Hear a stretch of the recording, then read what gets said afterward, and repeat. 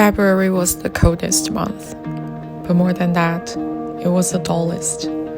20 degrees most days, the kind of cold that makes you question every life choice that led you to a city where even the sun feels theoretical.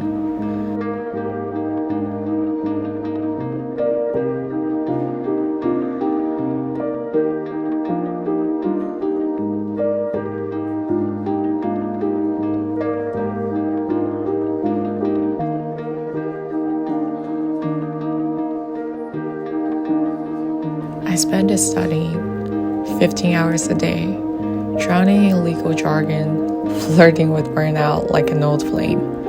The bar exam was 2 weeks away, which meant time stretched and collapsed in the weird way it does when you are waiting for something you don't want to arrive. Still, there were flashes of something better. A Galentines dinner with enough wine to make us forget the cold. 2 birthdays for my Aquarius girls. Because even in February, there are reasons to celebrate. And New York, being New York, still had places I hadn't discovered. Cafes, libraries, corners of the city where, for a minute, I could pretend I wasn't just surviving the month.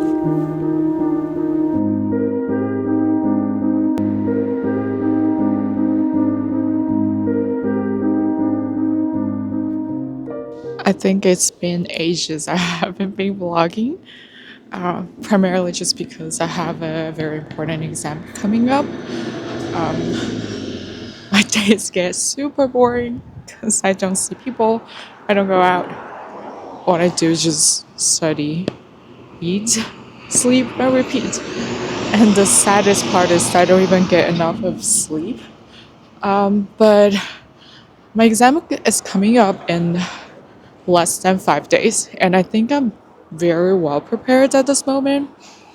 So today I'm decided to go to Chelsea to produce my film and walk around and get some rest before I head back to the actual study.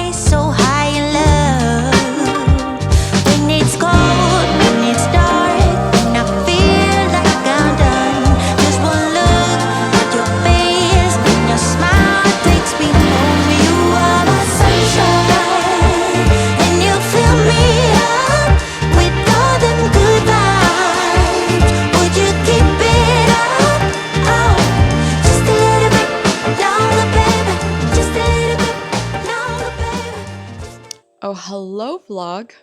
How's everyone doing?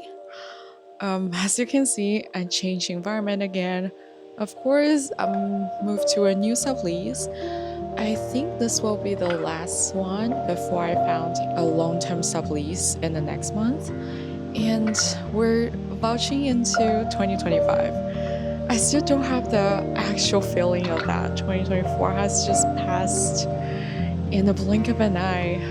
2024 has taught me a lot about emotional regulation, losing people. People changes, we change, but change doesn't mean the bad thing. People part ways, it doesn't mean it's a bad thing neither. It's just things naturally became like that because there is a beautiful life, beautiful adventure lies in front of you that's waiting for you to embark on. And I was too naive and too scared of change in terms of like I hold on to the past too much, that many different reasons, different forces of my life forced me to let go of all of those old things in my life and to be freely and bravely embark on a new journey.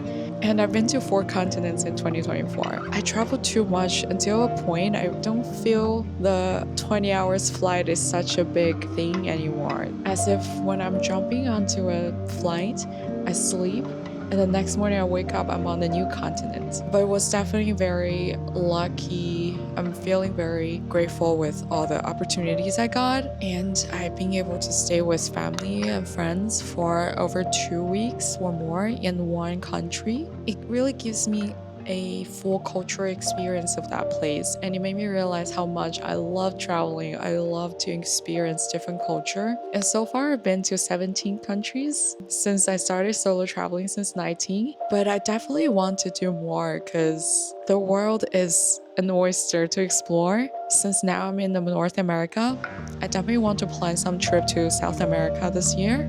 But in terms of personal development, I actually have my own small business going on.